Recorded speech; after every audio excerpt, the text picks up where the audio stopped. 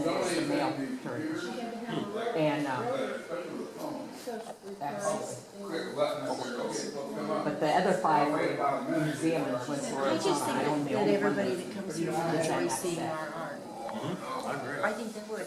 You know, we can just set it up on the tables and just, because my presentation. How you been doing, Ronnie? Good. All right, bud. Good to see all here.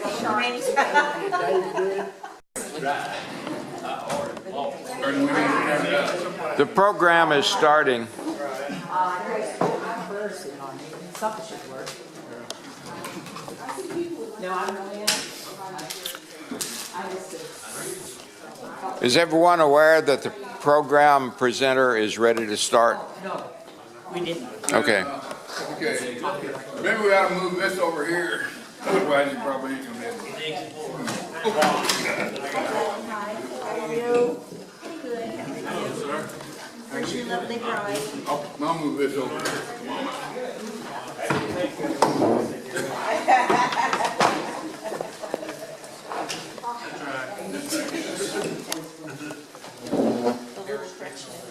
Unless we want to slide that. Hey, Ed. How are you? Would be better to do that over. I could move that. Because I'll be pointing at things, I guess, too. Which would be best for you? It doesn't matter. You set it up like you want it. I just want to be able to. Now that bride's taking, you don't Let's set that microphone. I'll move this over here.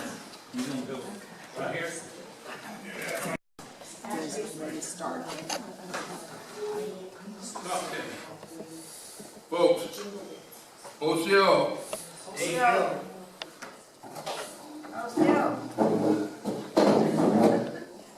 And with all of our acquaintances of the people that have become subjects of Linda's art, we feel lucky to have met and learned from them and hopefully preserve the wisdom that they have shared with us.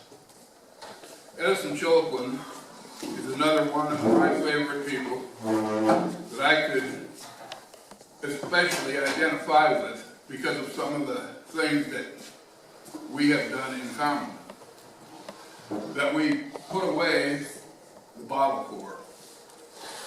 He helped me to make positive steps in my life, watching his successful steps and setting the example. I hope that our efforts of preserving his message will also help others succeed. Thinking about it, back in 1992, I first met Edison in the town of Chiloquin. Chiloquin is a town named after his grandfather, Chiloquin. He was walking down the road about a quarter mile from his house, going to a store, sporting a crooked old tree branch that he called a genuine Indian walking stick. He said that he made the trip every time he could because he really liked the ice cream they had at the store. And ice cream kept him in shape, but he really did appreciate the lift. Not long after that humorous meeting, we all agreed that a man of his eloquence should be noted and painted to be remembered for all times. An elder that says, don't walk, run, don't sit down, should be listened to. This meeting started the mention and painting of other notable people of the Klamath tribe. Presentations and portraits were made at powwows of Edison's picture and 3 others on August 21, 1993. For Edison, Chief Reed, David, Taylor Tupper, and Captain Jack, or his name was Cayenne Bush. So, there we have the portrait that Linda painted. And this portrait is inscribed with the information as such. A warrior and elder of the Klamath people has worked to retain and preserve the land and traditions of the people. Grandson of Chiloquin, or Chiloquinus, who made his home at a place along the Sprague River near the town of Chiloquin. It is now called Tinney Ceremonial Village. This is where Edison's grandfather, Chiloquinus, is buried. Edison left school at Chiloquin in his sophomore year in 1943 and joined the Army. He served in the Buckeye Division as a scout and rifleman, where he performed acts of a warrior. He served at Guadalcanal, the Solomon Islands, and the Philippines. He also was awarded the Silver Star for gallantry and action, the Bronze Star. He also received 2 Purple Hearts. Edison was against the 1954 termination and rejected payment of $273,000 for his share of the Klamath land purchase by the government in the 1970s. It was not until April 8th of 1985 that a deed for the land amounting to 580 acres just outside of Chiloquin was granted to Edison. From 1985 to 1993, the land where Edison's grandfather, Chiloquin, chose to live has been used by the Klamath people and other interested people to retain and preserve the traditional ways of the Klamath people. Edison tells the story of the lighting that split the tree and give him direction to construct ceremonial Tinney Village. On the picture, the top left is a symbol that he wanted as the keeper of the sacred fire. This fire was kept going constantly 24 hours a day by him for 5 years. The 5 logs signify the 5 years that Edison kept the fire constantly going at Tinney Ceremonial Village. The top right is a symbol of leadership, the Thunderbird. A symbol that stands for the approval and spirits of Tinney Ceremonial Village near the town of Chiloquin is in the lower left. And the deer symbol is what he provided because he liked deer meat. So, that is the story on the picture. And now we have a video. It's called Return of the Raven. And I hope you all enjoy Let me it. say one thing. In the picture, the film that's going to show, he'll walk out to the edge of a rock, because it's a rock he went to do his praying. If you look at it, when it's on there, the hill range that's right above him is a face of an Indian looking straight up out of the rocks. It's really neat. If you're looking for it, you'll see it, but if you don't know it, you'll miss it. It's so fascinating how it's formed. And at the end of the video, Linda would like to sign a reproduction card of the picture for you both. So, you guys are just like family. There you go. Okay. And I'm sure that Edison's smiling right now. He was really quite a guy. Okay, so we'll watch that video.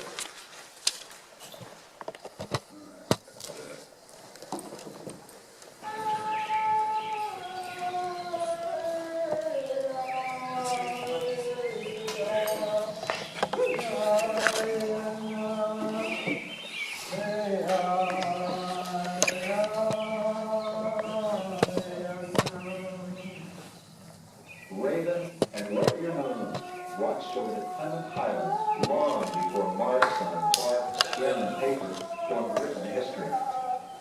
Thousands of years before the raising of the pyramids in Egypt, and as the glaciers receded across the Pacific Northwest, The first ancient ones arrived at this plateau lake country in what is now southern Oregon.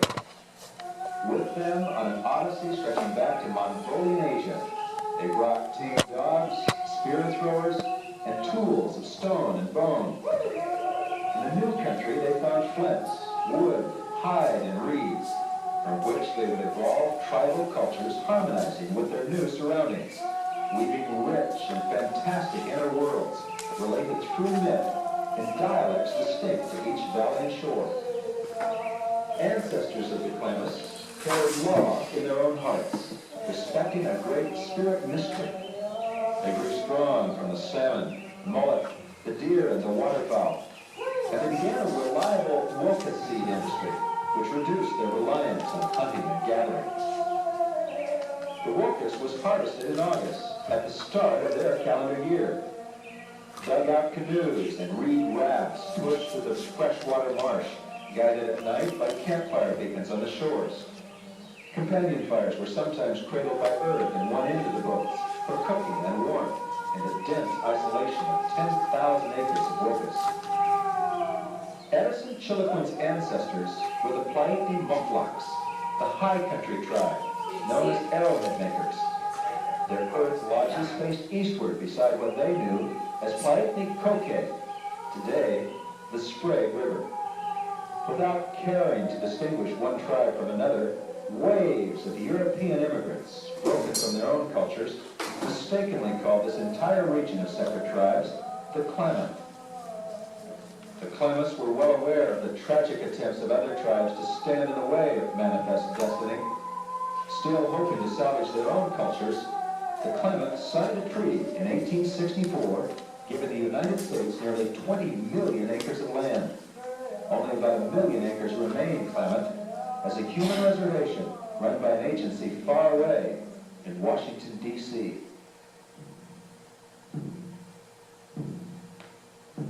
Beginning in 1869, on a much expanded basis, the government began a policy of concerted effort to destroy Indian culture.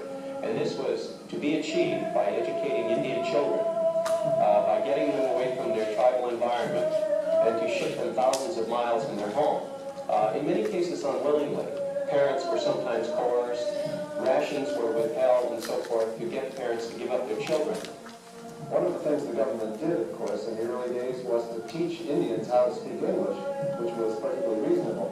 But usually it was at the expense of their own language. They were actually physically punished for being caught speaking their own language.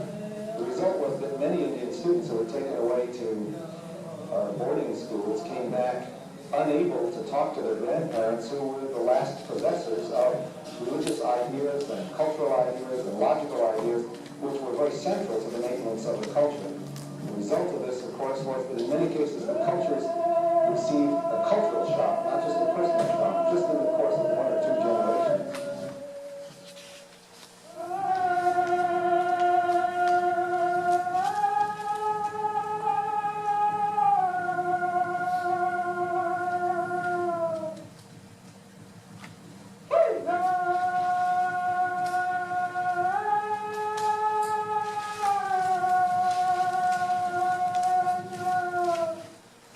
The year 1982.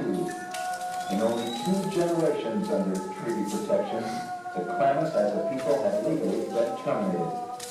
Yet for Edison Chiloquin, it was a personal time to celebrate and reflect, emerging from a long decade of continuing struggle. After all, President Jimmy Carter, 2 years earlier, had signed the special Chiloquin Act.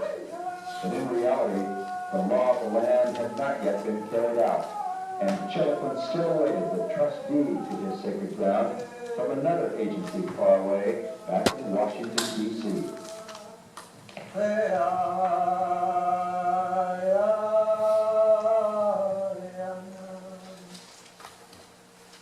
Maybe they're just waiting for me to die.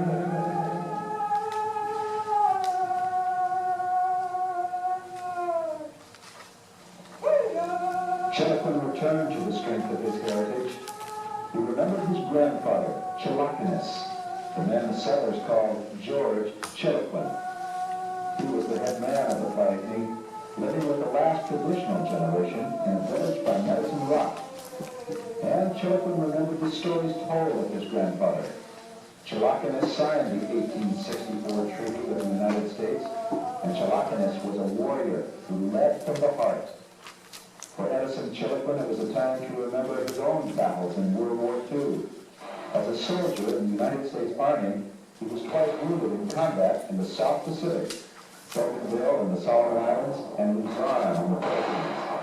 And for his bravery, Edison Chiloquin was awarded the Silver Star and the Purple Heart. I got there, we lived in bunkers, what we call bunkers. It's a hole in the ground, about 6 foot tall, about 8 by 8. And a number of soldiers slept in there.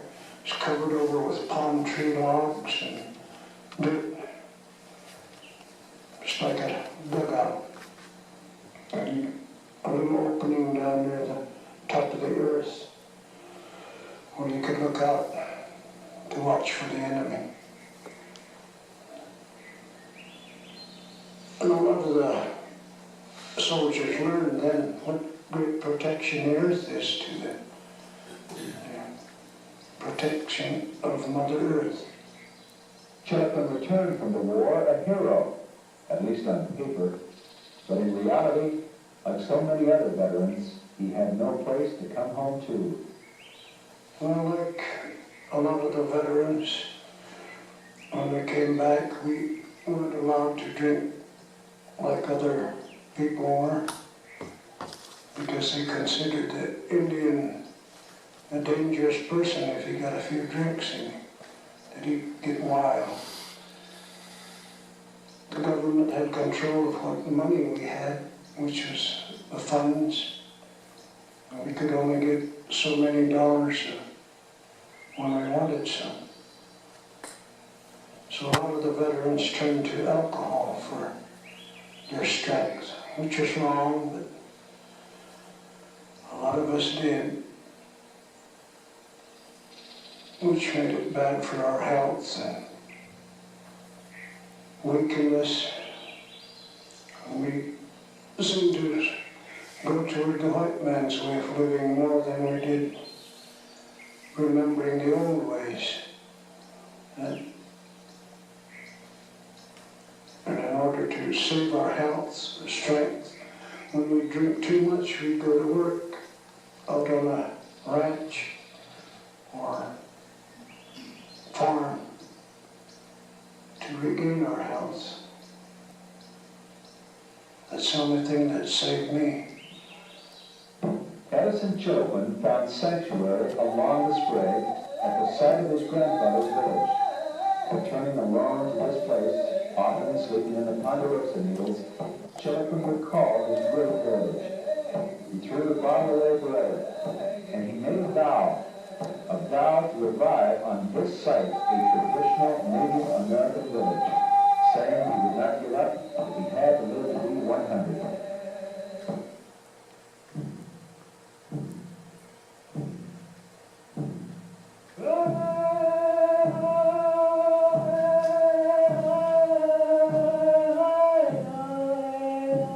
But Chiloquin's dream of a traditional village grew in the face of the 1954 Congress.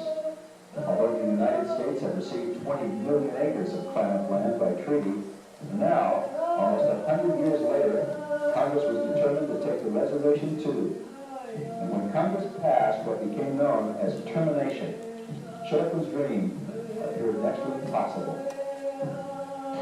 House Concurrent Resolution 108, which was passed by the House of Representatives in 1953, expressed the sentiment of the Congress to terminate its ties with Indian reservations. In other words, to abolish any formal ties between the Bureau of Indian Affairs and reservation people.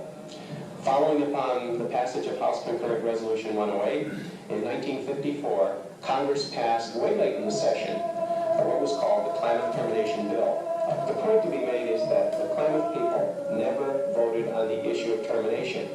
What they were left with by Congress was a decision on which way to terminate. For these, the last generations of Klamath, Worn weary through a century of government paternalism and unkept treaties, termination at least meant money, a lot of money. Freedom from debt, a taste of new power, a new taste of middle-class status, and all of the checks were cashed. All that is, except for one man's. Some said Edison Chiloquin was just stubborn, but in the end, Chiloquin was the only one left. He dismissed the two checks worth over $250,000 as attempts to pay for the bones of his ancestors. And the deal was that we would be provided these services. So this business deal was made. And the federal government, when they terminated us, weaseled out of their end of the deal. When they mentioned it to us, I asked them if we still would have our health, education, and welfare, and they said yes, but nobody put it in writing. So I said, in that case, I'm not going to vote to terminate, and I never have voted to terminate, but I'm terminated. I was 12 or 13 when this decision for termination came up, and it was brought up to me by my parents, not by any tribal affiliation or the council or anyone. We received a piece of paper through the mail saying, would you like to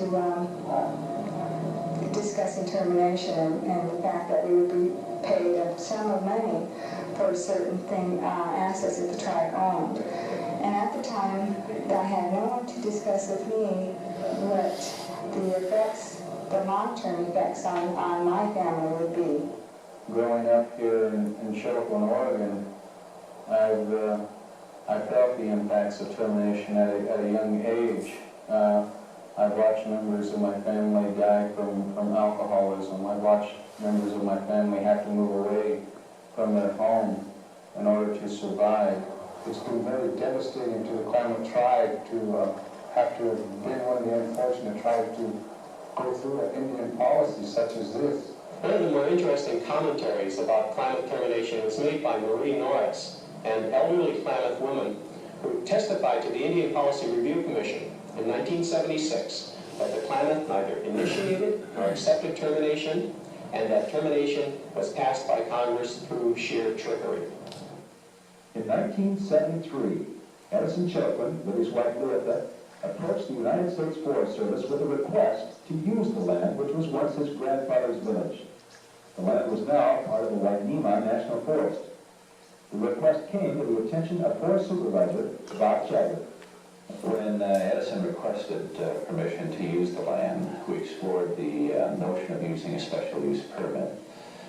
But the regulations for a special use permit required insurance and required payment for the land and some other conditions which Edison in this circumstance could not meet.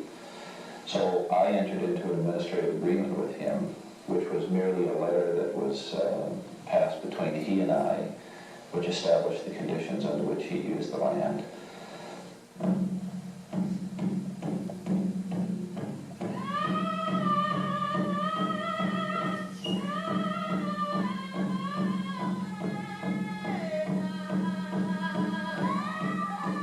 In recreating this village, Chiloquin is more concerned with living than with museum accuracy.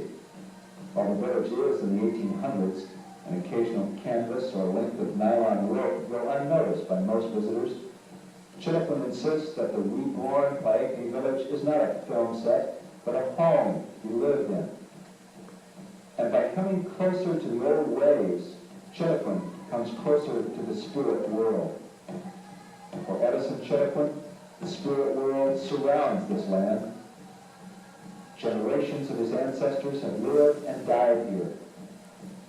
Every whisper of wind is the voice of an ancestor. Every rock has a story to tell. In touching this land, Edison Chiloquin reaches to touch eternity. Money or medicine lamp, which means the heart of the spirit, where my people would go to renew the strength of their spirit. A great part of their religion.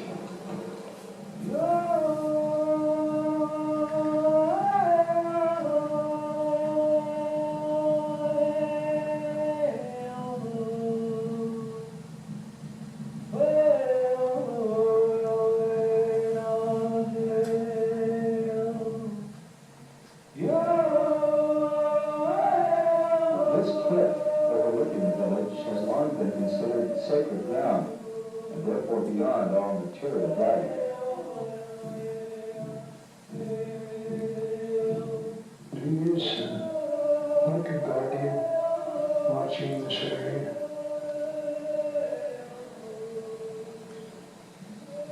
You can see up the river, and the river had great meaning to the Monklocks, the ancestors.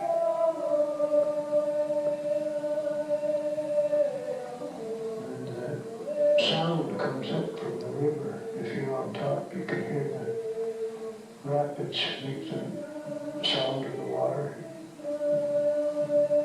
It seems to echo up there.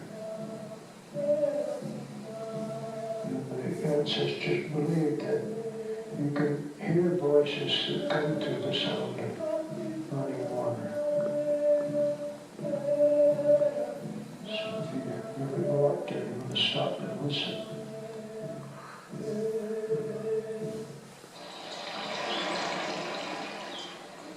This fire here is a sacred fire, and it was lit for the purpose of giving us strength not to quit in our fight to regain this land. It's a spiritual fire. We can come here and make offerings through sage or cedar, and it gives us strength in our belief. The sacred fire was first lighted on the ridge overlooking the village in 1976. The fire was later moved to burn beside the Sprague River.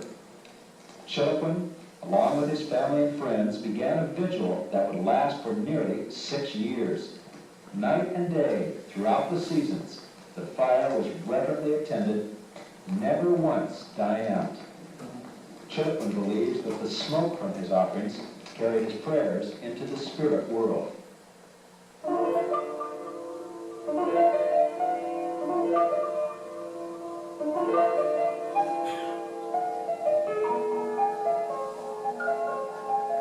The Indians believed that they lived in a circular world. They reciprocated with the things of the world. They believed, for example, that the salmon would go downstream and come back, that living things would die and come back to life again. And the result of this is that they built a situation in their religion and in their philosophy where the circle became one of the central symbols for life. The circle of the fire surrounded by people, circle of the sweat lodge with its hot stones in the middle, the circle of the village, and these same things, of course, were put across in Indian art and in Indian rituals. The idea of the fire as the center of a circle which can continue to bring people together in a group rather than let them move off as individuals in opposite directions is something that's been very central to the worldviews of many of the American Indian tribes. Like all the traditional Indians, I feel that this earth is my mother. That from it comes all living things that help us to survive. I'm a part of this land, just as the trees and the birds, the animals, life itself. We feel as if we're a part of it, but you can't sell a part of yourself, or you can't sell your own mother, as the earth is the mother. Just over the ridge from the village is the town which bears Chiloquin's family name. As is happening with other former Indian lands, more and more non-Indians continue to move in. After losing their tribal estate, many Klamaths moved away from the reservation. Chiloquin still lives here in a small wooden house, and like his father before him, he raises horses. He sometimes prefers the company of his horses to that of people, and he often prefers to walk away from the modern world to a simpler life at his ancestors' village. Well, when I leave my home, which isn't real modern, but has a lot of modern things, I like to think that I'm leaving it all behind there.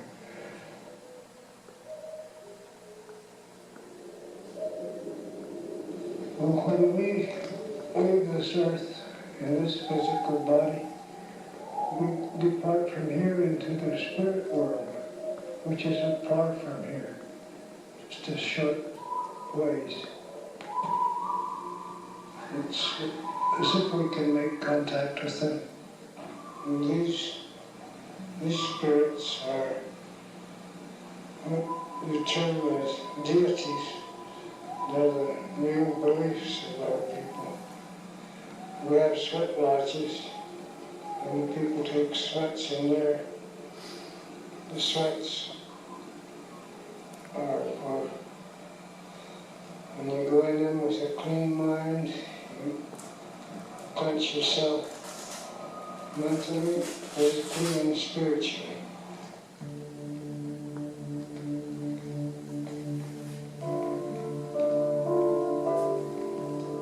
In recent years, non-Indians have built houses immediately upstream from the once isolated sacred sweat area. Many subdivisions now stand on former Klamath land lost by Indians unable to pay property tax. Taxes which did not exist prior to termination when this was Indian land. While attractive by some modern standards, this land has been bulldozed and trees replaced by ornamental shrubs, all in stark contrast with the spirit of traditional land, almost as if in defiance of Chiloquin's beliefs.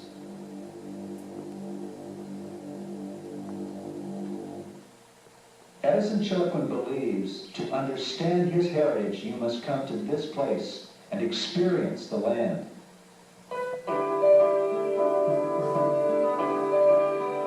We'd like to bring back some of the teachings of the older people.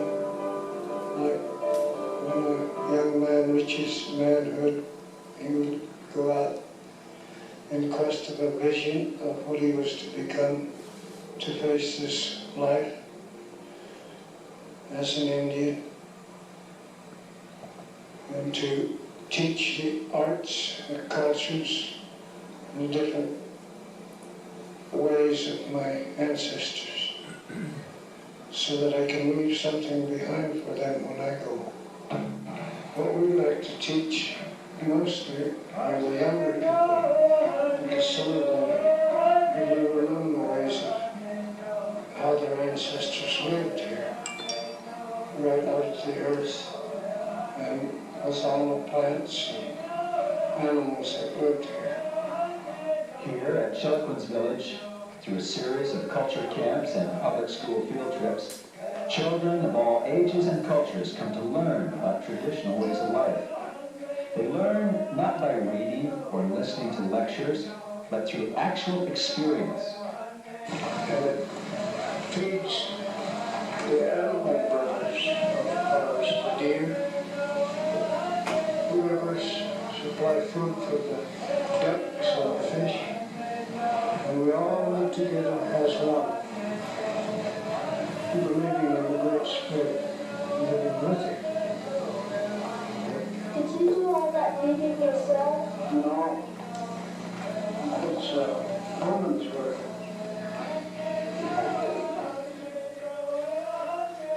And I believe that they feel like I do, that gives you real pride to know a people that actually lived here and depended on the earth in order to live.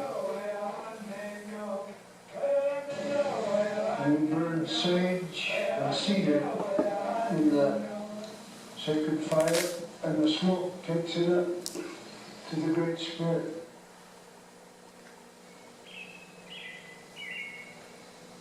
While Edison Chiloquin was admired by most non-Klamaths, he often faced opposition, even ridicule, from members of his own tribe. The media has tended at times to depict Edison as being sort of the last of Mohegans, the last noble Klamath Indian, as though everybody else has disappeared, and as though everybody else has sold out, which isn't really the case. Some of the stories where they put in some sentences that I never said or any of us give to them, they kind of twisted it. I have different feelings towards the whole thing. One is jealousy. Here's an elderly man that had a dream and set out and fought for it and realized he's dreamed. The Indians, I think they like what he did, but it's not been well by the media. It hasn't been expressed in a way that the Indians will accept. Well, at first, I heard there was a little resentment, some jealousy, but I don't associate with them too much, only when they come down here do we speak, and well, I do most of my work by myself, but I find a lot of them are supporting what I do. I think we've watched too many cowboy and Indian movies, you know, to where the chief is the authority. He is more or less the governor of the tribe or whatever. The way I feel about it is that he is a leader of his band or his clan, because his grandfather only led a clan, a band of Indians, and there were several other bands that comprised the Klamath people. He was made a chief not by the Klamath people, but the media. I know a lot of the other Indian tribes, and I respect their ways and the way they have their religions. But the main thing was to keep our Klamath Plaikni ways right here. I have received some negative response from other tribal members when they have, other tribes, when they have asked me or noticed that I was a Klamath member. Then all they could say was, well, what do you think about what Edison has done, and give us more information about Edison, and made me feel in a negative way that I was negligent because I didn't do the same thing to stand up for my rights as Edison did. It makes people feel good. Edison is looked upon as a living day legend, I guess you can say, and it's been a good feeling to say that I'm Klamath, and when people ask about Edison and what he has done, just being a part of his tribe and knowing Edison, it makes me feel good. In the history books will be written up how Edison didn't sell out. I don't feel that I sold out. I don't feel that my children should be told that their parents were sellouts. I wish I could have done the same. I had too many bills. I didn't vote to terminate, but I also didn't turn down the money. In actuality, other people broke down, went down and picked up the money that was sitting in the bank. Edison was the only one who was stubborn enough not to do so. If things are put in that kind of a tribal terms that tends to divide people, people express a lot of resentment about it. I've never seen the tribal council meetings involved in an executive committee meetings or any of the tribe's business. I don't believe that's a tribe anymore. They're modern people, the same as you. Well, I mean, they're not really interested. Their hearts are not here. But they could be if they tried. But I think there's something that people often overlook about somebody like Edison Chiloquin, and that is it's very, very common among all the tribes in the West that I know of for a leader, especially a religious leader, to take his position in the tribe when he's in his 40s or 50s. Quite often they break away from the tribe. They go away and take trips, or they go to school, or they're in the army, or they spend 10 years on Skid Row somewhere. And they somehow in their 40s come back to the tribe, and at that age they're ready to take up some kind of responsibilities which they perhaps weren't willing to shoulder before then. By the fall of 1979, Chiloquin's belief in the power of a sacred fire and the spirits of his ancestors had gained the attention of local, regional, and even international news media. And in Oregon, at the height of this attention, Chiloquin's wife and co-worker Leatha suddenly died, leaving him alone in his struggle. I owe a lot to my wife Leatha, who's gone on into the spirit world, and she's left her strength with me, and this is what helps me to carry on. Despite his support from Indian and non-Indian alike, Chiloquin's dream required some complicated legal paperwork.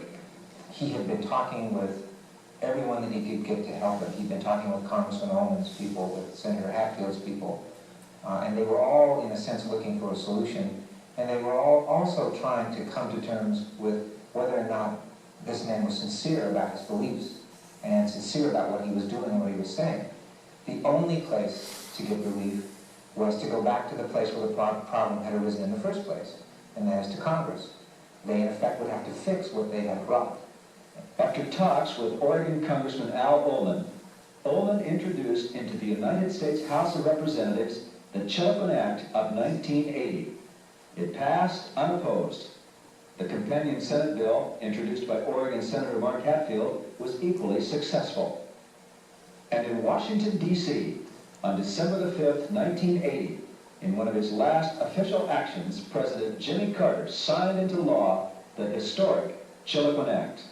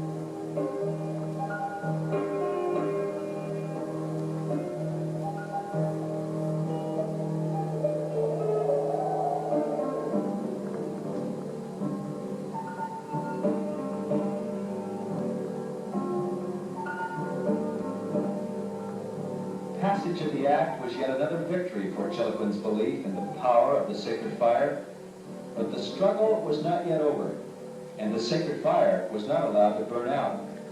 While the act entrusted to Chiloquin a portion of the Wainima National Forest instead of his settlement money, the boundaries of the village were not specified, and negotiations with the United States Forest Service started to drag on.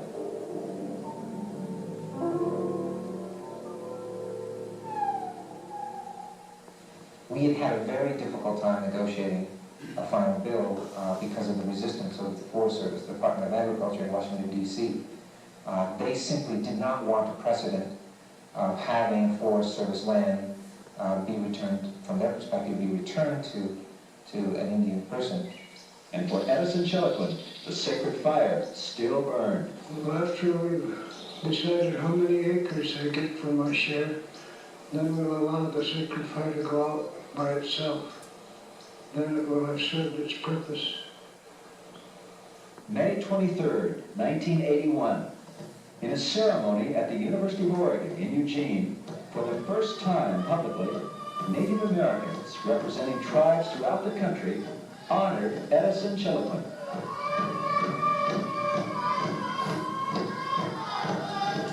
It is a significant precedent in terms of its, I guess, almost a spiritual value, but the value that it has for other Indian people to resist, to say, no, you can't take our land anymore.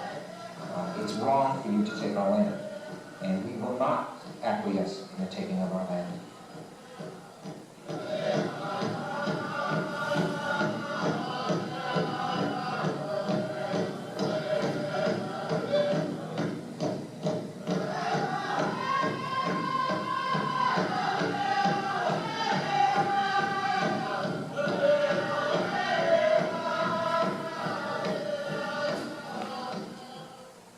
Late that same summer, Edison Chiloquin, his attorneys, and officials of the Wainima National Forest met at the village to decide on the actual site Chiloquin would receive. Chiloquin and local Forest Service officials agreed on the boundaries of 600 acres of land. And everyone left the village that day convinced an end was finally in sight for Chiloquin's struggle. But everyone spoke too soon. Early in 1982, convinced that Chiloquin's legal struggle was finally at an end, Attorney Don Wharton advised Edison Chiloquin that the sacred fire could at last be allowed to go out. But perhaps this also was premature. Later that summer, The land was again alive as Chiloquin, along with his family and friends, gathered in celebration to relight the sacred fire and officially dedicate the Plaikni village.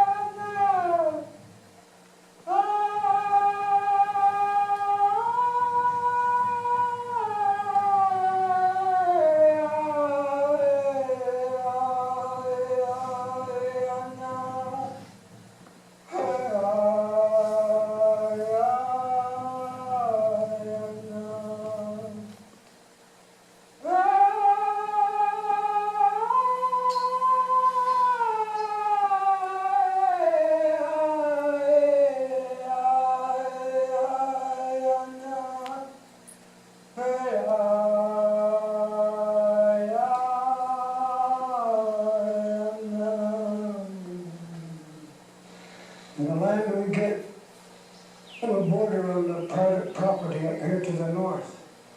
There's a fellow built a part of the city there. And it'll stretch down on both sides of the river, over 600 acres. More. But they haven't figured out the corners yet. We're just waiting for that.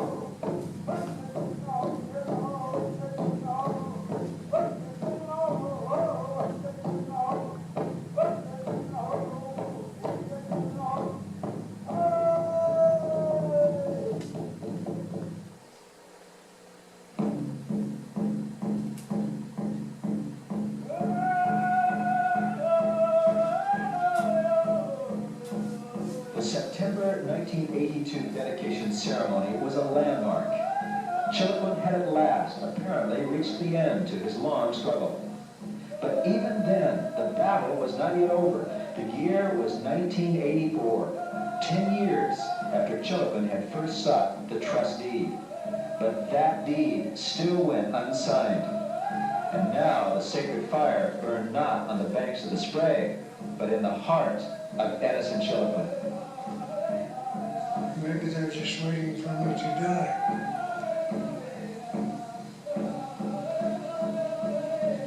Remember, I made a statement once that I wouldn't give up, even if I had to live to be 100.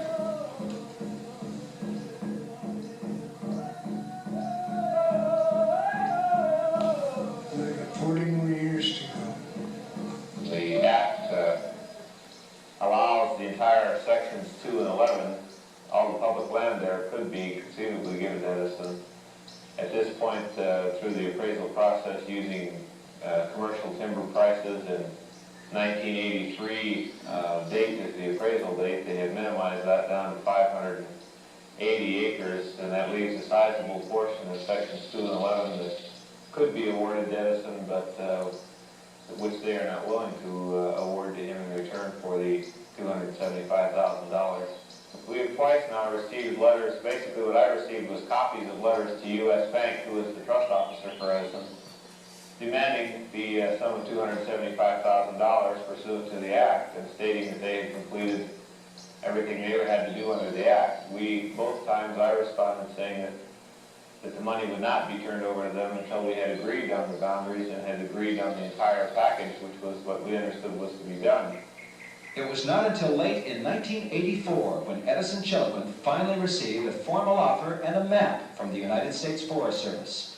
Chiloquin decided there was no further reason to hold out, and at last he accepted the abbreviated but substantial 580 acres. That'd be about right to accept that. We've been at it so long. And as long as it includes both sides of the river, it includes kind of a bumper zone to keep the curious people from looking across the river. Well, I wasn't going to give up.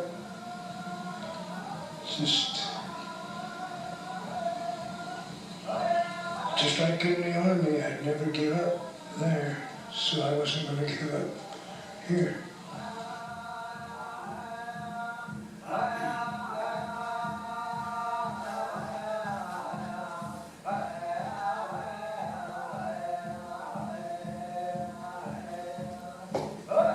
The Edison Chiloquin story is not just another example of how the Native American has traditionally been and continues to be treated in this country. It is the story of how one man, standing alone with the truth in his heart, can take on an entire government and win. For a long time here, our people and those close to me hadn't seen or noticed the raven around.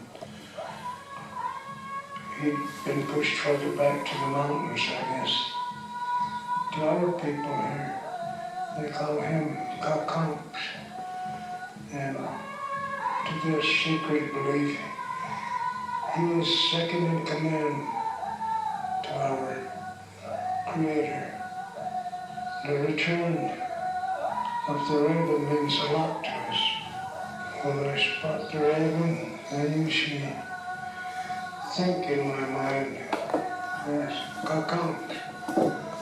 And I look up and sometimes I holler at him.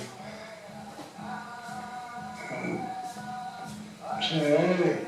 And if he makes a sound, it makes me feel real good. For he makes his call. And I think it's good fortune because I've seen the raven.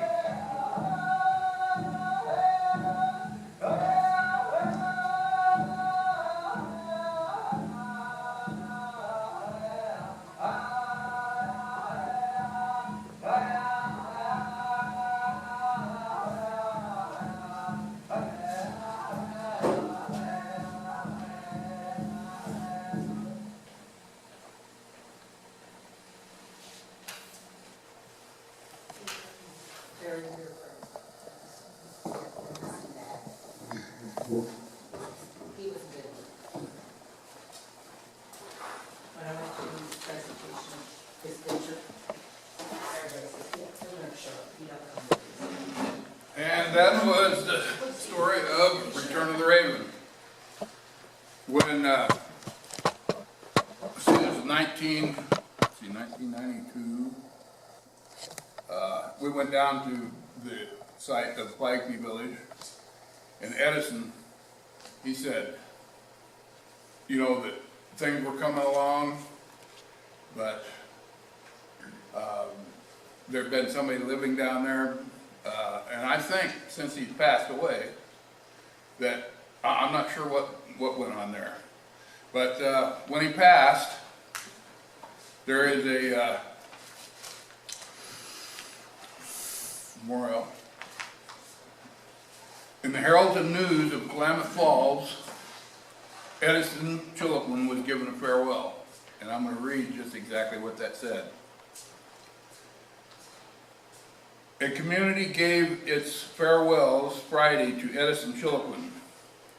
People from around the Klamath Basin filled the big gym in the town named after Chiloquin's great-grandfather to pay tribute to a man remembered for a variety of reasons. Chiloquin, 79, a full-blooded Klamath Indian, died May 17th at his home in Chiloquin. During open casket ceremony, interspersed with traditional Native American drumming and dancing, Chiloquin was remembered for his heroics in the Army and during World War II, his ability to discard alcoholism, his love for extended family, and his refusal to accept payment for ancestral burial grounds of the Klamath tribe that was terminated. He stood up for what he believed in, said Tribal Chairman Alan Foreman, this is Edison's cousin, during remarks that included presentation of a blanket to the Chiloquin family members. Chiloquin earned international attention during the 1970s when he refused to accept $273,000 payment and instead burned a sacred fire at the site of his great-grandfather's village along the banks of the Sprague River. After 5 years of negotiations, President Jimmy Carter signed the Edison Chiloquin Act on January 1980 to give Chiloquin and his descendants title to 580 acres of what now is known as Plaquemine Village. Until his death, there had been plans for work of the party of the village to that weekend anticipated of the celebration for Chiloquin's 80th birthday on August the 31st. Instead, several hundred people gathered in the big gym to celebrate Chiloquin's life. A framed copy of the Chiloquin Act was among items displayed along with a collection of photographs and sampling of art for several decades that Edison had painted. He painted cartoons on trash cans and also sold paintings and pen and ink drawings. Many were published in his occasional community newspaper called the Tinney Chapel. Several people spoke about Chiloquin's stubbornness, especially during the years he and family maintained a sacred fire in the village site. Some urged fellow Klamaths to use Chiloquin's example in the tribe's current efforts to obtain former tribal lands and be part of the Wainema National Forest for 50 years. Others spoke of Chiloquin as a model, especially the Klamaths and the other Indians affiliated by alcoholism. Carla Cranewalker, who was married to Chiloquin in the 1980s, this would have been after his wife Leatha had passed, told about his insistence on being mentally and physically strong. The message he said was to be strong. Don't walk, run, don't sit down. Crane Walker said, he was a sacred man, a medicine man. I came back to pay my respects to a man who made me the best woman I could be. Crane Walker drew laughs when she admitted that she was late to arrive at Friday's ceremony, but he was late for our wedding, 4 hours. Punctually, the mood were to evocate sounds of the Steger Butte drum and the controlled frenzy dances by Gerald and Irwin Wilson and Wesley Whitstaff. Chiloquin's Army service, for which he won the Silver Star, the Bronze Star, and 2 Purple Hearts, among other medals, were honored through the series of dances and Veterans of Foreign Wars, Honor Guard, and Gun Salute. The American flag, which was placed alongside Chiloquin in his casket, was also presented to the family. Family members, a jar of Tabasco sauce, a blanket, a painting of the Raven, and his straw cowboy hat was buried at the nearby Friendship Cemetery. And we got to go to the gym where his casket was, and we have pictures of this that y'all can take a look at. But that was Eddie.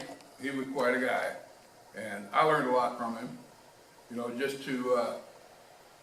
just how he handled such things. You know, he died. If you looked at what he had, it was poor. He was poor, but he was so rich otherwise.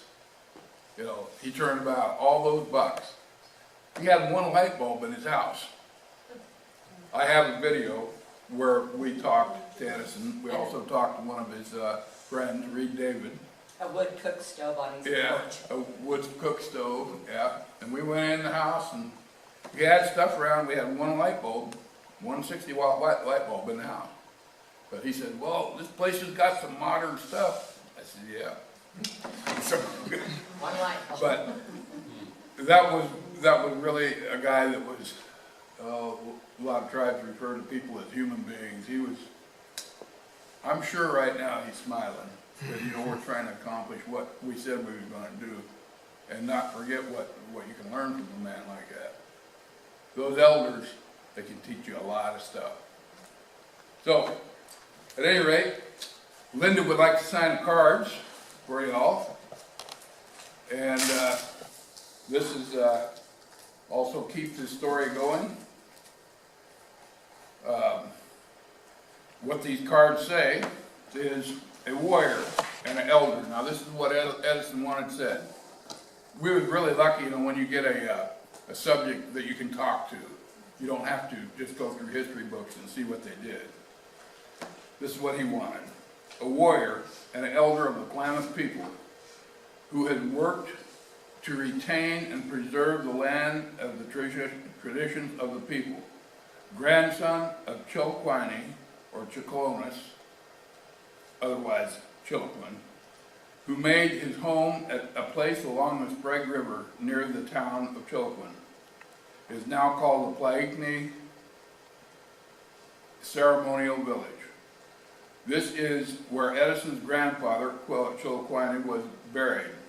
Edison left school as a sophomore in 1943 and joined the Army. He served at the Buckeye Division as a scout rifleman where he performed the acts of a warrior. He served at Guadalcanal, Bougainville, Solomon Islands in the Philippines, where he was awarded the Silver Star for gallantry in action. He also received 2 Purple Hearts and the Bronze Star. Edison was against the 1954 termination and rejected payment of $273,000 for the share of Klamath land purchased by the government in the 1970s.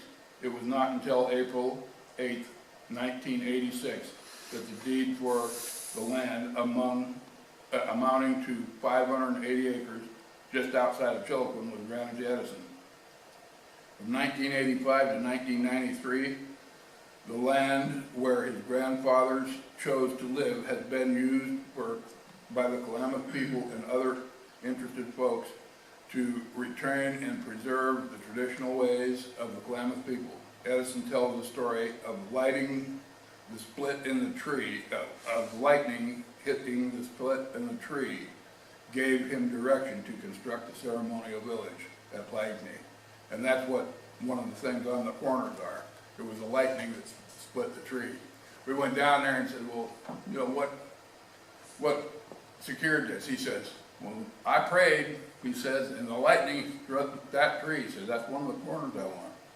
So, at any rate, that's the story of quite a guy, Edison Chiloquin. Anyway. I need a pen too. Okay. I don't have my pen. I have one right here. There we go. We were talking about it on the way in here. How rich Gary and I really are. Because we have, what is it, 19? Yeah. 19 or better. No, it's more than that. I don't know exactly how many. But several pictures of people like this and their life story and things they've done and everything. And the time we got to spend with him was, you know, treasured. We'll never forget it. It's something very special. During the time that all this was done, the presentation, I can let you all take a look. The presentation was, I never got into this part because it's pretty long, or would have been pretty long. August 21st of 1993, the presentation. And why was there a presentation? Tribal members, Chief Reed David, Edison Chiloquin, Taylor Tupper, and Captain Jack were being presented as self-portraits painted by Native American artist Linda Fox. Linda is self-taught, who started painting in '85, and it goes on and on like that. But I have a picture here. Here's a picture showing Edison getting the picture. We give them the first print, frame print, and any of the cards that they needed, you know, to keep everything going. This right here was a picture of them all standing there. Now there's only one left, and that is the gal by the name of Taylor Tupper. She was a Modoc. She is a Modoc, and she's related to Captain Jack. When we started doing this, it started off with Edison, and then there was a lot of people that came into the limelight, you know, and so there was four people that was awarded. Actually, the speaker, Gordon Bettles, said the name of a man that had been banished since the 1800s. His name was Captain Jack, or Kayentpush. They had not said his name for that long. He killed, or was told murdered, General Canby and a reverend at the battle at the lava beds around Tule Lake, California. That was quite a deal. It was the most costly Indian war that was ever fought by the American cavalry. That's the word on it. It took 6 months for 1,200 troops to capture 60 Indians. And these guys were picking them off. The lava beds are just a big lava flow, and there are tunnels all over through there. Why do you say murdered when it was a battle? Well, they went out at a peace treaty, you know, to meet with Captain Jack and the general, and then there was this I forget the reverend's name, but Captain Jack, he shot both the general and the preacher, and That started it off. So it was What these not guys during were the doing, battle. What the deal was, It was if you planned. talk to the Indians, They said because it was planned, it was considered murder. well, It didn't just happen. yeah. There's a lot of things that Indians couldn't get away with, you know, it was all kinds of different things. Would you guys like one? They were definitely in the Yes, wrong. I would too. I would too. But at any rate, the Lavalands was quite a fortress, it really was. We went down there and seen everything. Boy, I tell you. Greenville someplace. So, the only one left on that group that Linda painted was Taylor Tupper, and she is Modoc. She's related to Captain Jack. And then it goes on through to Fort Wainema, or Wainema National Forest. There's a lot of history there, a lot of history. Thank you. And these is one of the subjects. I've got the other subjects. I also have another video. I don't think it's as long as this one was, The Return of the Raven, but we went into Reed David's house, which is about as big as probably half the size of the men's bathroom there, little shack, and he was an actor. They call him Chief Reed, and he had pictures with everybody, all the things inside the house, all the movies he'd been in. And him and Edison, they were buddies. Do you guys remember that show, Dan Haggerty, that had the bear? The bear, Ben. Yeah. Well, the little medicine man on that show was Reed David, the one he's talking about. Grizzly Adams. Yeah, we can probably do a presentation on Reed, and well, Captain Jack, he's pretty well known. That was quite a deal there. There was a Western movie that Charles Bronson. Yep, that's right. That's right. I don't say it was That all happened. a good movie, but it was very. Yeah, it was, you know, I'll tell you what, studying that, I know the story on it.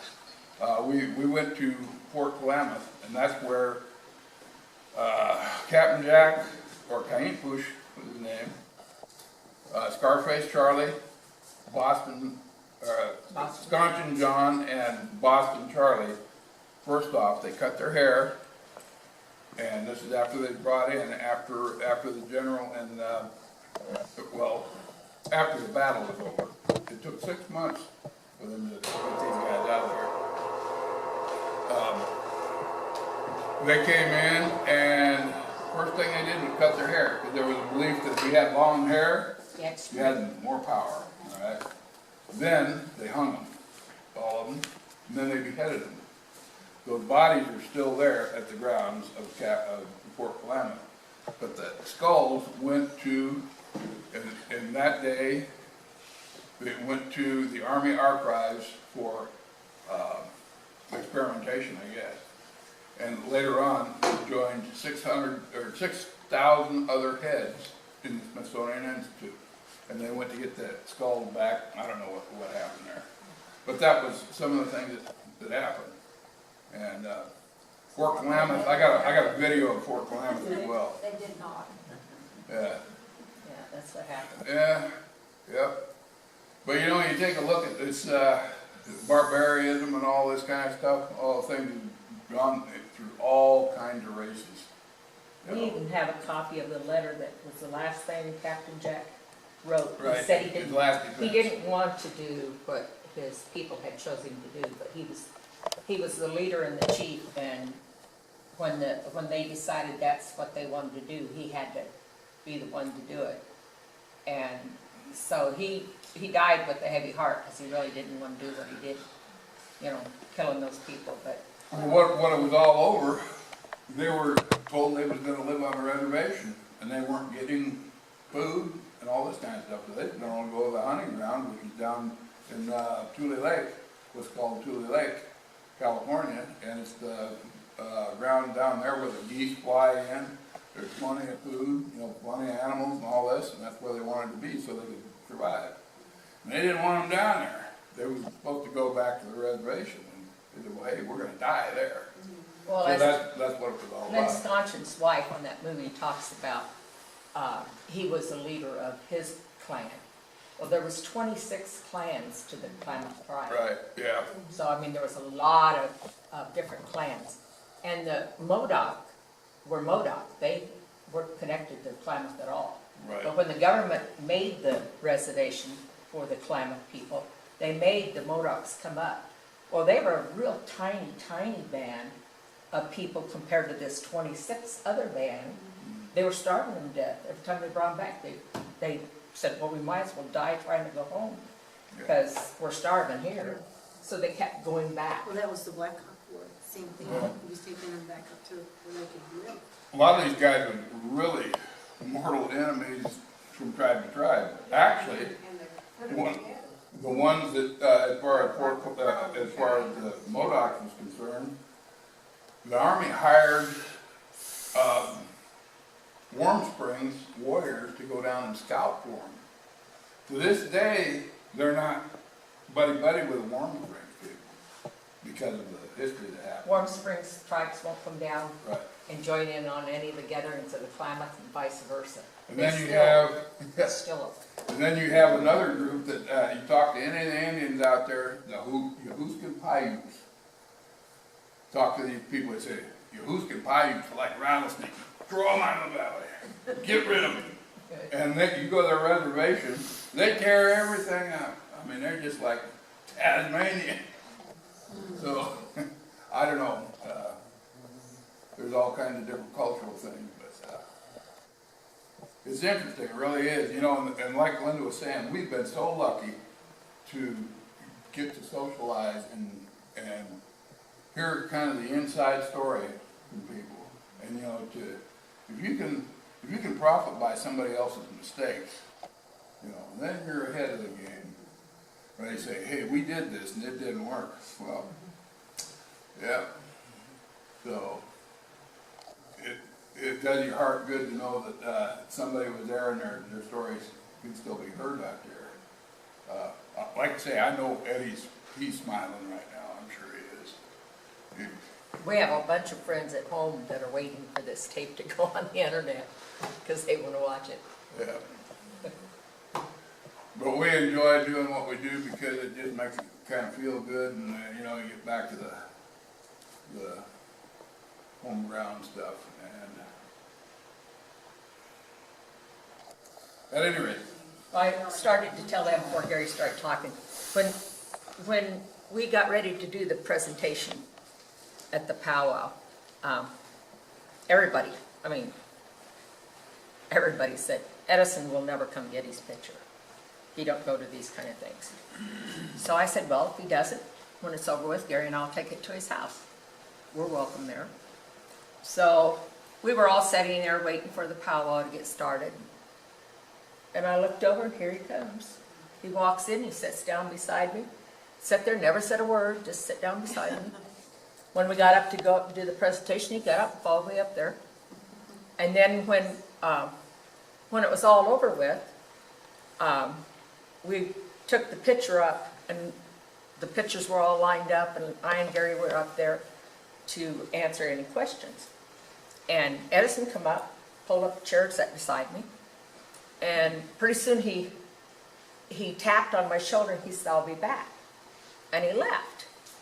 And when he came back, and it's in my other folder, but he came back with this drawing he had of his favorite horse. And he handed me that drawing. And I said, thank you. And I put it in my folder. And that was his way of thanking me. He was a man of very few words, but his actions showed everything, you know. But he just kind of followed me around.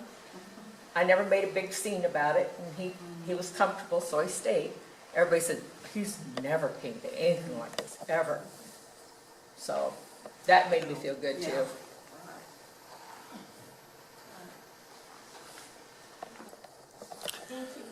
I will announce that we have worked at, several of us got together the last couple of meetings and tried to work out some programs for upcoming months. And here's what I have. And if anyone wants to make any changes, right now is the time to do it. What we had was the one that we just saw, January, The Return of the Raven by the Foxes. And then for February, we had scheduled Nancy Whistler on War Paint. Is that still good? Okay. March, we've scheduled another Klamath program by the Foxes. Is that still good? Sure. Okay. And April, we had scheduled Plants by Vera. Yeah, you at the time you volunteered to do one of them. Do you want to back out? Well, I don't know what I'm gonna talk about on plants. Well, at the time you did. You did. So, but if you've changed your mind, that's okay. That's why I'm running it by everybody. Was it Ellie that was gonna do the plants? It was Ellie, not It was her. Ellie gonna do. It was Ellie that was gonna do the plants. Oh, was it Ellie? Yeah. Somehow I thought it was you. Ellie. Surprise! Okay. Did Ellie not come tonight? Where is she? She didn't come tonight? Ellie's at a quilt retreat somewhere northwest of Greenville. Okay, do you think she still wants to do this program? Yeah, she'll do it. Okay. So we have programs through April. And you know what they are. We just ran them through here. So, does anyone else have announcements? Yeah, I got an announcement. 4 weeks from today, 2 things happen. It's Valentine's Day, and it's Ellie and I's 60th anniversary. Woo! Congratulations. Can you imagine that poor woman putting up with me for 60 years? I really can't. I said it before Linda did. I'm her worst half. I didn't say that. Ed, I had a note here also. We didn't schedule it, but at one time you mentioned that you would be available to do a program on the white buffalo. Yeah. You still wanted to put... Sometime later on when... Well, do you we want have a to, program. would you like to have it scheduled for the one following Ellie's, which would be May, April, May? Well, if she hasn't got enough, we'll just put the 2 together. Well, Or whatever. I don't know what that means. Well, Is that a yes or a no?